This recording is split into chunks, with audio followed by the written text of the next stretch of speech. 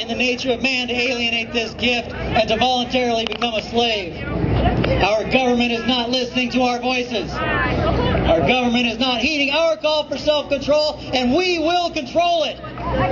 We will replace every incumbent politician and bureaucrat in Washington, D.C. My name is Jim Deacon. I am a candidate for United States Senate because I am tired of politics as usual. I am tired of politicians saying one thing during the election cycle and doing a completely different thing against our will when we send them to Washington, D.C.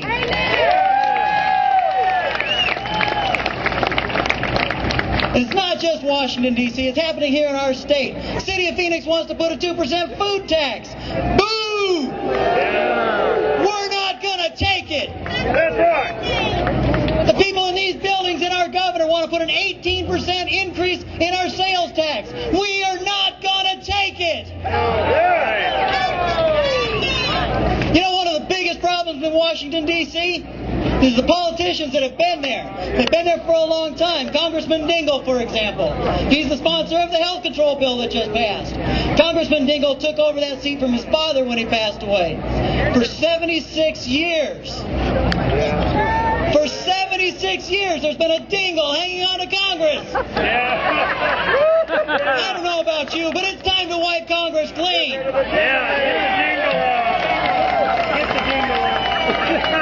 We're not going to support anybody that's already in office or has already been in office. There's some great people running against tough incumbents in this race. I'm just one of them. Charles Black is running against Trent Franks. Jeff Smith is running against Flake. There's a bunch of them. Find out who they are. Ask them questions. Give them their support if you agree with them. Go do the same thing to the incumbents. Ask them hard questions and make them answer questions. I am not going to Washington, D.C. to sell any books. I am not going to Washington, D.C. to make any friends. I am going to Washington, D.C. to stop Obama in his tracks. I am going to stop this government until we put a real American in the White House.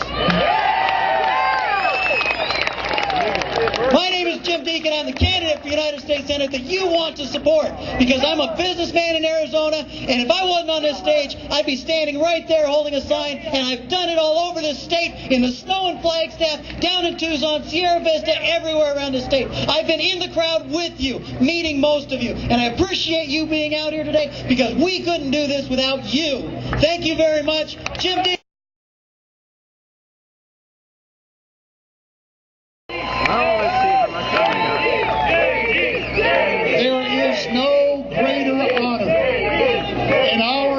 Republic than standing here with fellow citizens engaged in a time-honored constitutional right to peaceably assemble to redress our grievances with our government. And that is what we are here doing today, and your presence here means so very much. As we take a look at this year, 2010, you know, it's been so interesting. So many people from the Washington press corps, from the New York press corps, from overseas have come to see us, and they're asking about this year. And it may be very difficult for them to understand, but this year and our future is all about this document, the Constitution of the United States.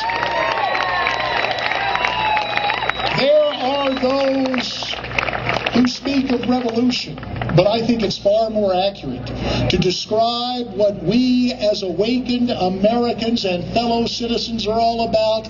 It is about a restoration of our constitutional republic, understanding what is vitally important. It is not my wish to somehow diminish the conviviality of our gathering, but you must know that I received a call early this morning from Cochise County, and one of our border ranchers, Rob Krentz, was found dead, he and his dog, shot on his ranch. His brother Phil called me with my former colleague Tom Tancredo just as I was pulling up this afternoon. Phil says Rob called him about 10:15 yesterday morning and said, I think there's some illegal aliens back on the property.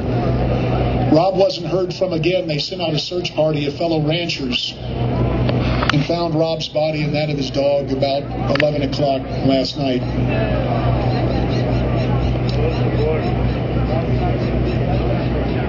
The Constitution makes it clear, Article 4, Section 4. The United States shall guarantee to every state in this union a republican form of government and shall protect each against invasion.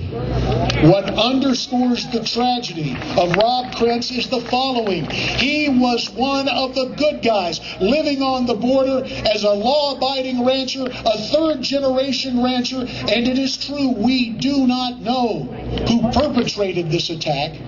We cannot say with certainty